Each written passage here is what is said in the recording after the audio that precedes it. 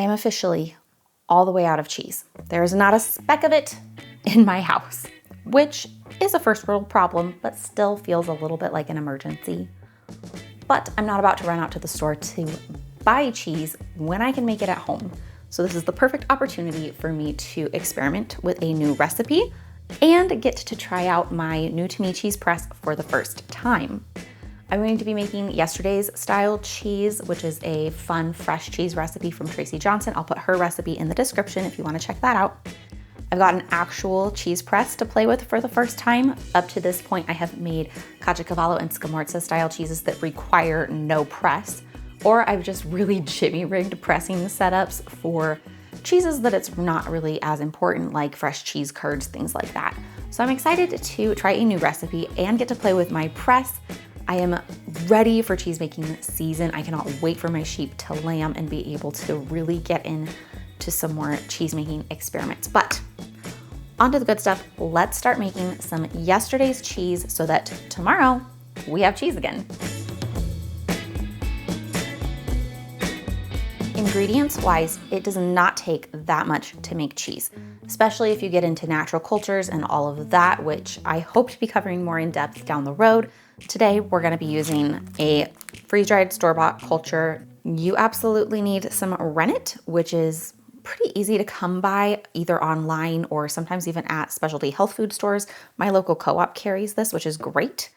If you're using store-bought milk, some calcium chloride is very important, very handy. It helps to increase your yield, texture, things like that. If you're using raw fresh milk, which I usually am, that's not really necessary. Sadly, my milk lady dried up her cow. It should be calving soon, but I have been out of my fresh, beautiful milk for a while. So I've got some store-bought milk. My sheep still haven't given me lambs yet, but hopefully soon we will be back in the land of fresh raw milk abundance. But any whole milk from the store, as long as it is not ultra high temperature pasteurized, that UTH label, that is a no-go, but otherwise it'll work. You're gonna need some cheesecloth. This is handy for either hanging cheese to strain or putting it through a press. Gotta get some cheesecloth. A little temperature thermometer so you can see where you're at temperature-wise throughout the process. And then a cheese knife. It is optional, but handy. I've also been fond of using the Instant Pot for my cheeses lately. A smaller batch cheese, I mean, this is only an 8-quart Instant Pot. So if you're making gallons and gallons of cheese, obviously this would not be a good option. But if you're doing little batches here and there, this is kind of nice because it keeps your stove free and it gets a lower temperature. You're less likely to scorch the bottom, I've found. A slow cook low or even a keep warm high tends to work really well to just heat this up nice and slow, and then the insulation in the Instant Pot keeps it warm for a longer period of time. I've just been enjoying this lately, but you can totally do the same exact process on the stovetop on just really low heat, or I've even seen people use their sous vide machines if that's something that you have available to you. Lots of options. First thing we're gonna do is just get our milk heated up to 90 degrees Fahrenheit.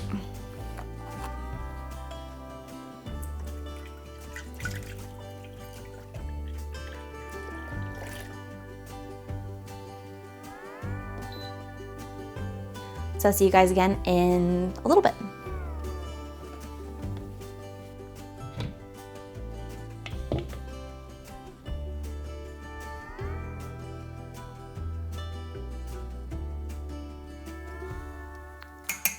Perfect. Just a smidgen above 90 degrees, which is totally fine. Now, I am not using the exact cultures that this recipe calls for, of course, but I do have a thermophilic culture, and it's the one I use for mozzarella and all kinds of things. This one actually expired in 2022, but I've still been using it. It's still been working great. So I just use kind of the upper end of the recommended amount, and it's still been working great.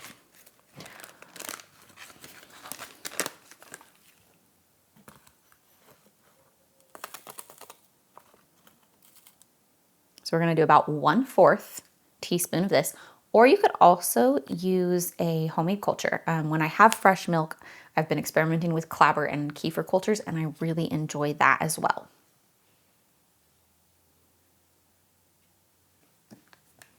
Now we're gonna do half a teaspoon of the calcium chloride here.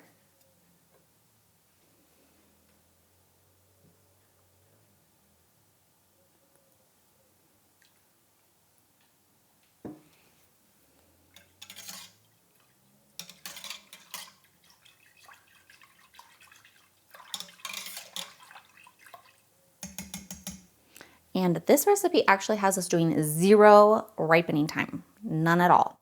So we're just gonna go in with our rennet, 1/4 teaspoon of rennet.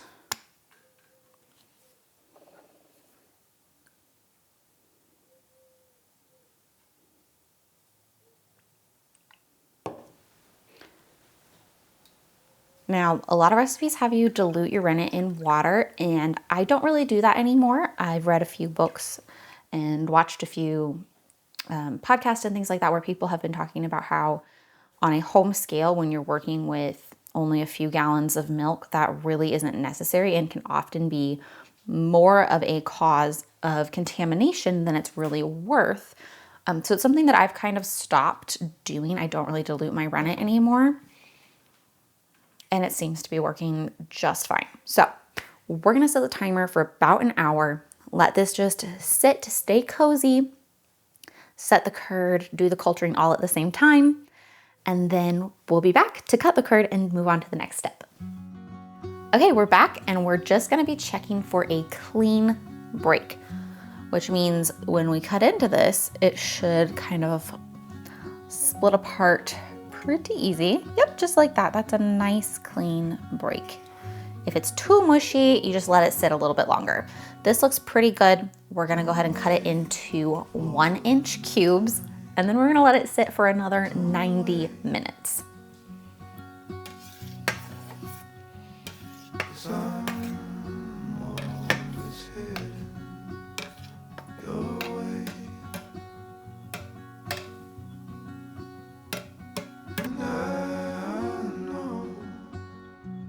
Exactly what I'm looking for.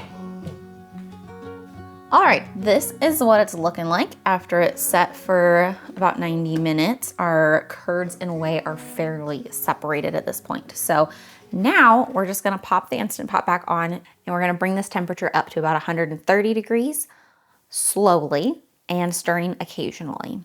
Then we're ready to drain it.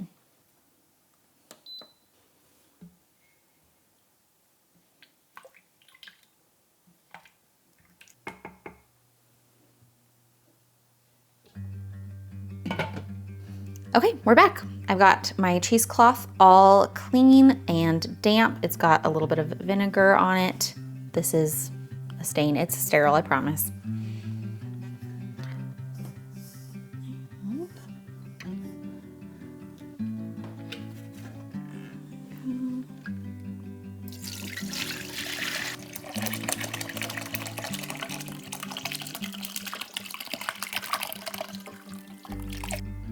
So now we've got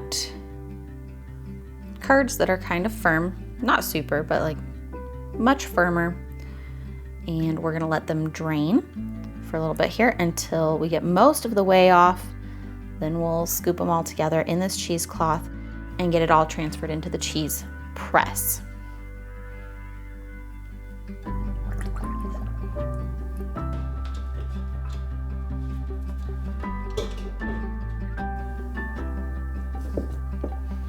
All right, our curds are drained mostly, and they're pretty darn soft, like really soft. So I'm not sure where we're going here, but we're gonna just keep going. So we're gonna just put the cheesecloth in here and then press it really gentle.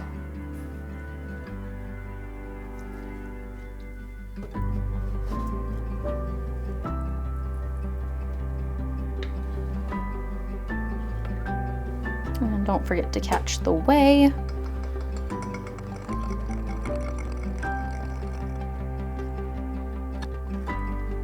Okay, I think right where we're meeting resistance, we're just gonna leave it there. I'm feeling a little bit skeptical about how this is gonna turn out right now. The curds are really gooey and soft, and it just doesn't look like what I've normally made in the past which admittedly I have mostly done cheese curds and caciocavallo, mozzarella. That is pretty much what I have done really consistently and had good results with. So this is very new. I'm not sure if this is a user error or just the way the recipe is supposed to be. So we're gonna see.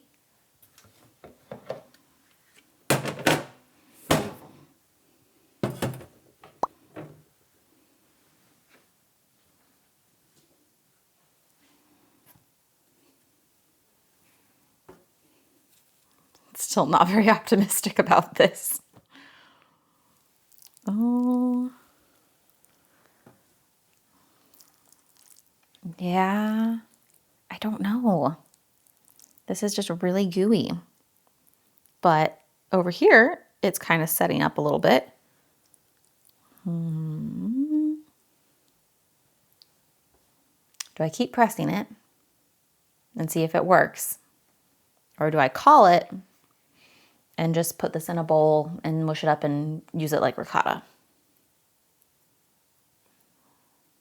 This is, see on the edges, it's actually setting up nice. I think I'm not gonna give up on it. I'm gonna keep trying. Yeah. It's really sticking to the cheesecloth. So we're gonna try to get it scraped up. And we're just gonna set it over here in this bowl for a minute. And we'll get our cheesecloth kind of reset. Give it one more go.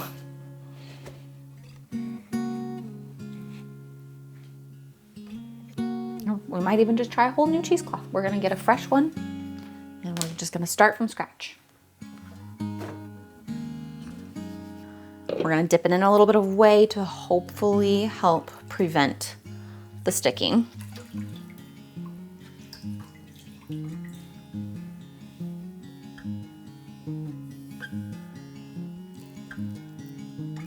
I feel like this has hope.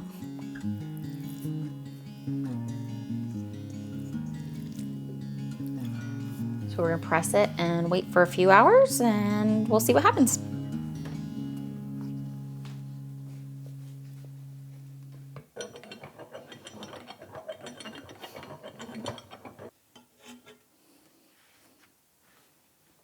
It is the moment of truth. We're gonna see if this turned out okay or if it was a flop.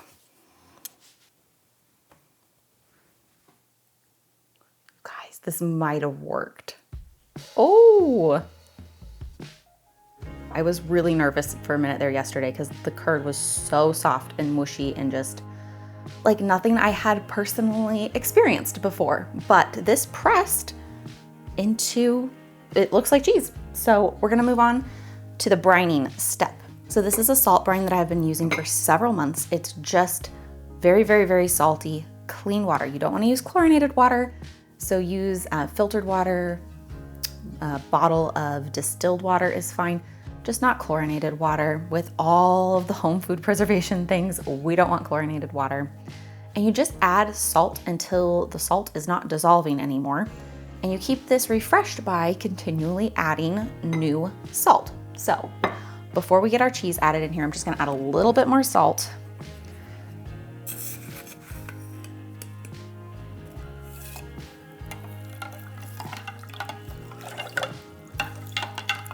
So we're gonna go with that. We'll add our cheese. Ooh, I've got a little bit of a crack in the middle. We'll see. Maybe this will just be a cheese that I'm skeptical of all the way until the bitter end. And then I sprinkle a little bit more salt on the top if there's any part of the cheese kind of exposed on the top. And that's gonna make it flip over. That's okay. Not the end of the world. I'm gonna go stick this in my pantry because it is still winter. It is about 55, 60 degrees Fahrenheit in there, and that'll be fine for brining my cheese. You can also use the refrigerator, and then I'll see you guys later tonight to taste it. Okay, we're back a little bit later than we intended. It is already past my bedtime, but we're back. The cheese should be done. We're gonna give it a little taste, and then we'll pop it in the fridge. The recipe says that this needs to be eaten within about 2 weeks. So that should be totally doable because it's a pretty small wheel. Let's take a peek.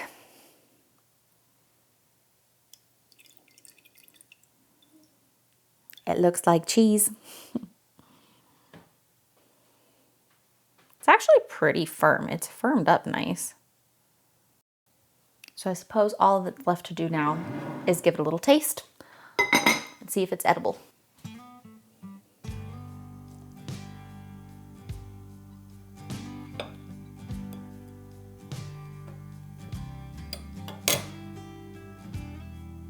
So really pretty soft texture.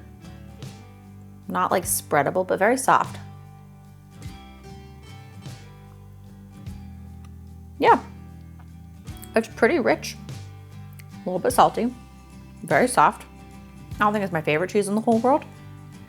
I think I would rather have like a squeaky cheese curd or the like caciocavallo sharpness, but I could definitely eat this. We should see if it melts. The recipe says it is melty, so I want to see what it tastes like melted.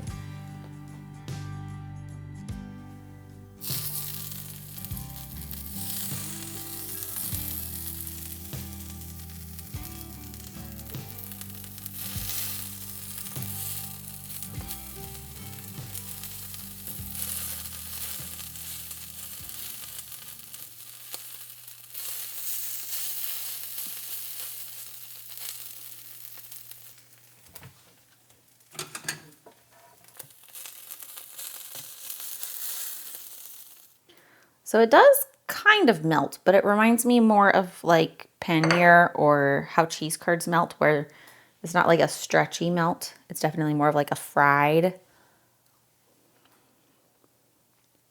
I prefer it like this. This is really good.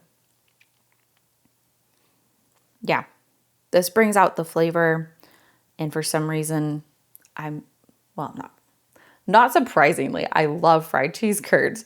So this is up my alley. I think that this is a very nice fried cheese. And it's fine like this too. I bet it would even work as a feta substitute, like sprinkled on a salad. I feel like this could be a really versatile cheese. I just don't think it's my very favorite cheese I've ever made. But quick, relatively easy other than the concerning part in the middle, and pretty tasty. Well, this was a fun and really different recipe from what I have normally been doing lately. So thank you guys for joining me on this fun experiment. I would love to be doing more cheese making, especially as our sheep come into milk. So if that's something you'd like to see more of, let me know. I would love to hear from you. Also, if you are a cheesemaker and you can tell me anything that maybe went wrong, why the curd was so soft, if you have any input, I'd love to hear that as well, because while I have been making cheese for quite a while, I have been making a very limited variety of cheeses, and I know that I have a lot of room to expand my knowledge in this arena. Also, I am really hoping to reach the milestone of 100,000 subscribers this year, which I know is crazy, but I know that about 80% of you who watch are not subscribed. So if you do enjoy my videos and you find them valuable, if you wouldn't mind taking a second to just hit that subscribe button, maybe like this video and share it with a friend, that would mean so much. Thank you guys for spending your time with me, and I will see you again in the next video.